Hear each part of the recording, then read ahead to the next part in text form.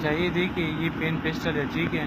अब इस पर जो है ना फायर करते हैं, आप देखेंगे इसका फायर किस तरह है। अब इसका तरीका ये है कि इसको जो है ना इस तरह घुमा के ना, ठीक है, ये इसका गोली है 25 बोल, ठीक है। इसको डाल के, ठीक है, ये नीचे वाला चीज़ जो है ना ये निकालना है फायरिंग वक्त, ठीक है।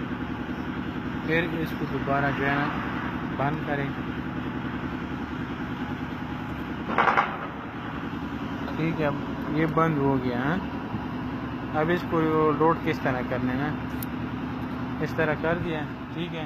अब इसका फायर